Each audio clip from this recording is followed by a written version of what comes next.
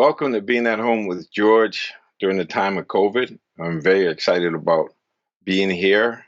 And I know at the beginning, we used to talk about being more, being at home with George.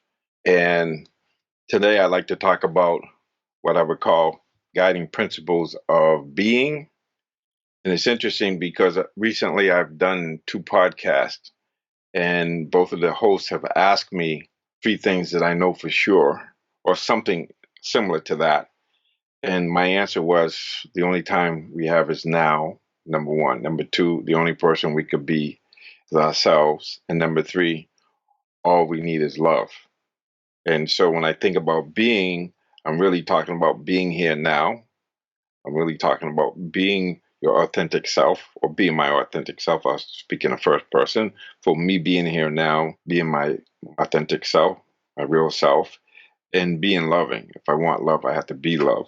And so it's this idea of we have to be to have to do. And I think it's really important, especially when we experience loss. I'd say all of the time, but one of the things that happens to us as human beings is, of course, we're born, but we get old, we die, and we get sick. But it's suffering. And at the same time, when it happens, we act like it shouldn't be happening. And a lot of us have been experiencing loss recently throughout our lives. I'm one of 13 children, and there's only 8 of us now.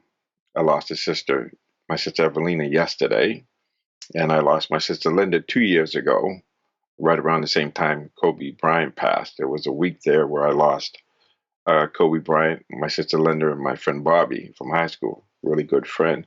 So I've been experiencing loss, but one of the things that I noticed is that it's important if I'm going to live life fully and creatively, which I feel I am, that I have to have this approach of the only time I have is now. So when I think about everything I do, especially when I think about, I'll just talk about my sister Evelina for a moment here, I would say that I was fully there.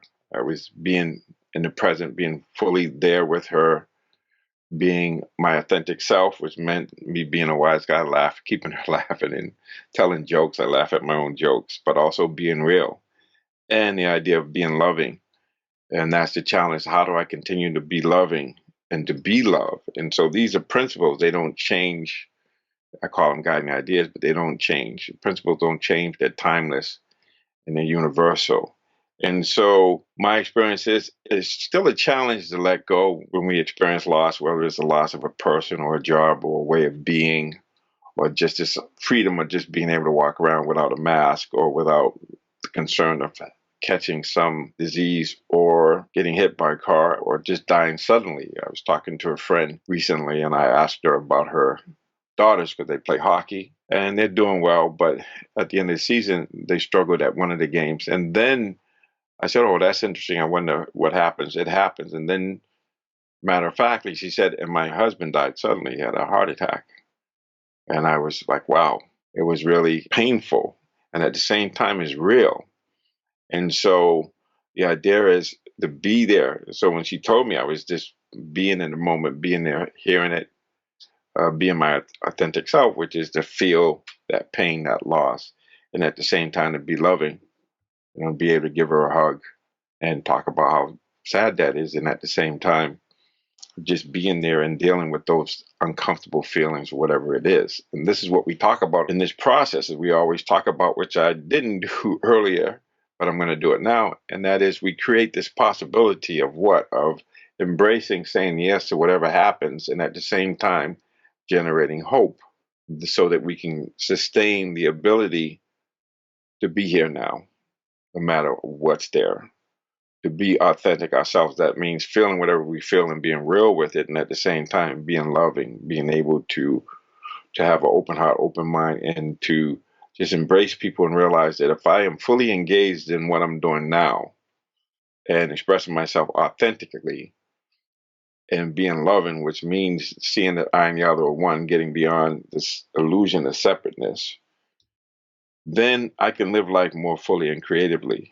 And it's challenging to do it, but it's a practice, it's a habit, it's something that I have to remind myself and encourage myself to do all the time. And so when I lose a loved one, so yesterday I had to go into the hospital to see my sister's body, and then I left the hospital, and then I had to go to another relative. My cousin's daughter passed away, so I had to go to a wake from there. I didn't have to; I chose to go, and we just never know when it's going to happen, and it can happen immediately. And even though people are sick, or you go through a situation and you think things are okay, and then things change. My sister had her operation last week, and there was no cancer, and so we had this sense of, okay, everything's going to be okay.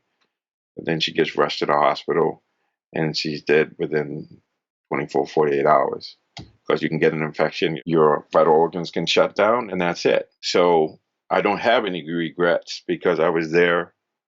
I was able to spend time with her. We talked every day, and we just lost our other sister a couple of years ago.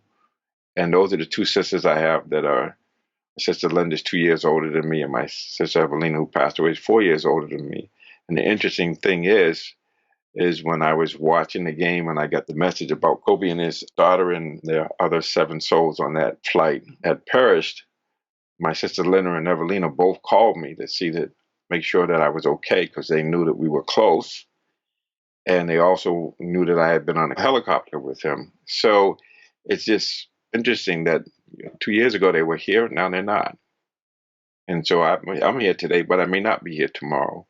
So the only thing I can do is invest in the moment, invest in myself, and make the investment of being loving, and understanding that those guiding principles of being help me to be fully engaged, feeling that I'm living life creatively and fully. So this idea of the only time we have is now, and the only person we could be is ourselves, and all we need is love. And the fact that I answered those 3 questions in 2 separate podcasts, and I didn't think about it, it just came out. Those are the things that were top of mind. I was being spontaneous.